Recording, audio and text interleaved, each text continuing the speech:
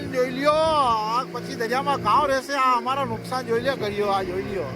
નમસ્કાર દોસ્તો, આપણા દેશની અંદર, આપણા વેરાવળની અંદર અનેક જગ્યા ઉપર ખૂબ મોટા પ્રમાણમાં માછીમારી થાય છે, પરંતુ શું આપ જાણો છો કે આ જે ફિશિંગ થાય છે તેમાં કુલ કેટલા પ્રકારની ફિશિંગ થાય છે, કેટલા પ્રકારની ફિશિંગ ઉપર સરકારે રોક લગાવેલી છે અને અત્યારે માછીમારોની દયનીય સ્થિતિ કેમ બની છે, આ તમામ મુદ્દે વાત કરીએ એ પહેલાં જોઈએ કે કુલ કેટલા પ્રકારની ફિશિંગ થાય છે અને કઈ કઈ ફિશિંગ ઉપર પ્રતિબંધ છે છતાંય થઈ રહી છે।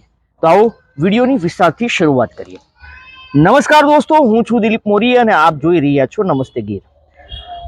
આપને એવું લાગતું હશે કે દરિયાની અંદર જે સાગર ખેડૂ છે, જે માછીમારો છે તે દરિયો ખેડે છે, મતલબ કે ફિશિંગ કરે છે, પરંતુ આ ફિશિંગ કરવાના અનેક પ્રકારો છે, જે પૈકીના ભારત દેશની અંદર જે 7 પ્રકારના પ્રકારો છે એના વિશે વાત કરીએ। વિદેશમાં કઈ પ્રકારનું ફિશિંગ થાય છે એના વિશે પણ વાત કરીએ। આપણા દેશની અંદર કુલ 7 ફિશિંગ છે તે થતી હોવાનું હાલ જાણવા મળી રહ્યું છે। પેલું છે ટ્રોલિંગ ફિશિંગ, જે આપણે અત્યારે દરિયાની અંદર જે માછીમારો આપણા વેરાવળ બંદરના અથવા આસપાસના બંદરના છે એ ટ્રોલિંગ ફિશિંગ કરે છે। બીજું છે ગિલ નેટિંગ ફિશિંગ, જી હા, ગિલ નેટિંગ ફિશિંગ। ત્રીજું છે લાઇન ફિશિંગ।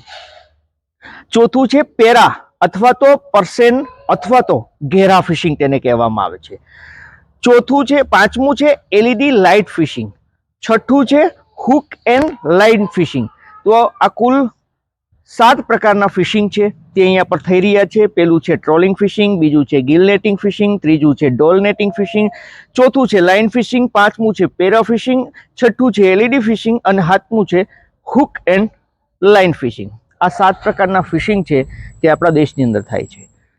વિદેશ અને ચાઇનાની અંદર હુક એન્ડ લાઇન ફિશિંગ થાય છે અને ચાઇનાની અંદર બીજું એક થાય છે બુલ ટ્રોલિંગ ફિશિંગ।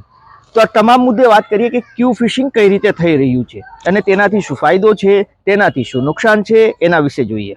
હવે જોઈ લઈએ કે ક્યુ ફિશિંગ કઈ પ્રકારે કરવામાં આવે છે અને શું કારણે તેના ઉપર પ્રતિબંધ છે। ટ્રોલિંગ ફિશિંગ એટલે શું? એ આપણા વેરાવળ બંદર હોય, મુદ્વારકા હોય કે અન્ય જગ્યા હોય, ટ્રોલિંગ ફિશિંગ છે તે એના માછીમારો તમામ છે તે ટ્રોલિંગ ફિશિંગ કરે છે, જેમાં આગળ બોટ હોય છે, તેની પાછળ વાયરથી બાંધેલી એક નેટ હોય છે, આ નેટ છે તેને બોટ ખેંચે છે અને તેમાં માછલી પકડાય છે। ગિલ નેટિંગ ફિશિંગ શું છે? નેટ પાણીમાં ફેલાવવામાં આવે છે, સમુદ્રનો જે કરંટ હોય છે તેની સાથે આ નેટ છે તે વહેતી હોય છે અને માછલીનો શિકાર કરતી હોય છે। ડોલ નેટિંગ ફિશિંગ એટલે શું? સમુદ્રના પેટાળમાં પાઇપોને ખૂંચવી દેવામાં આવે છે અને તેમાં જાળ બાંધવામાં આવે છે। સમુદ્રની અંદરનો એક આખો વિસ્તાર છે તેને આ લોકો કોર્ડન કરી લે છે, મતલબ એના ઉપર કબજો કરી લે છે। જાફરાબાદ છે, નવા બંદર છે, રાજપરા છે અને સિંબર છે, ત્યાં આ પ્રકારનું ફિશિંગ થતી હોવાની ફરિયાદો મળે છે, જેને પણ ગેરકાનૂની માનવામાં આવે છે। હવે વાત કરી લઈએ લાઇન ફિશિંગની। જી દોસ્તો, 80 થી 100 થી પણ વધારે બોટો છે તે એક લાઇનમાં રાખવામાં આવે છે।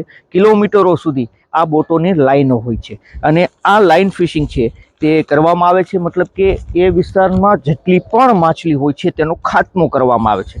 આ લાઇન ફિશિંગ સામે પણ અહીંયાના માછીમારો વિરોધ કરી રહ્યા છે, તેને ગુજરાતમાં લાઇન ફિશિંગ કરવા પર પ્રતિબંધ છે।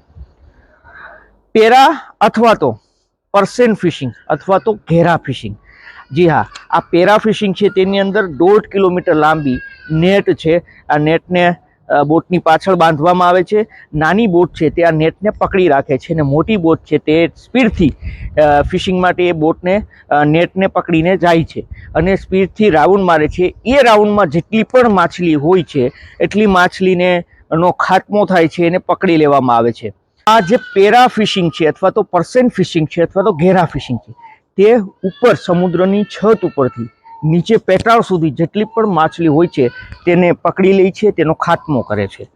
હવે આવે છે એલઈડી લાઇટ ફિશિંગ। આ એલઈડી લાઇટ ફિશિંગમાં અલગ અલગ લાઇટ છે તે બોટોની અંદર લગાવવામાં આવે છે, સમુદ્રમાં લાઇટોનો પ્રકાશ પાડવામાં આવે છે। મનાય છે કે લીલા અથવા તો બ્લુ કલરની લાઇટ છે તે સમુદ્રમાં મારવામાં આવે છે। માછલી છે તે આ લાઇટના કારણે આકર્ષાય છે, મતલબ કે જ્યાં પણ માછલી હોય છે ત્યાંથી દોડીને એના તરફ આવે છે અને ત્યારબાદ માછલીની આંખમાં પણ લાઇટ મરાતી હોય છે, જેના કારણે તેને કશું સૂઝતું નથી અને તેને પકડી લેવામાં આવે છે।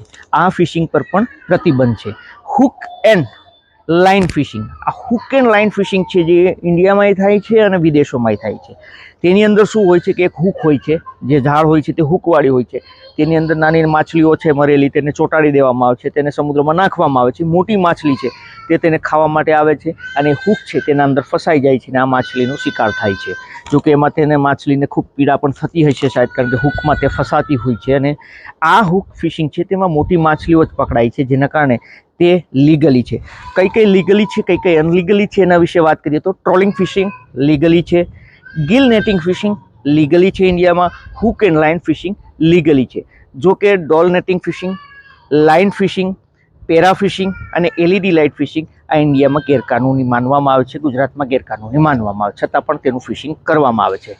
ચાઇનાની અંદર 2 પ્રકારના ફિશિંગ થાય છે. વિદેશોમાં હુક એન્ડ લાઇન ફિશિંગ કરવામાં આવે છે, ચાઇનામાં પણ હુક એન્ડ લાઇન ફિશિંગ કરવામાં આવે છે. પરંતુ બુલ ટ્રોલિંગ નામનું પણ ફિશિંગ ચાઇનાની અંદર થાય છે, જેમાં એક જ બોટથી 2 મોટી ઝાડો છે તેને એક જ બોટ છે તે ખેંચે છે અને ફિશિંગ કરે છે.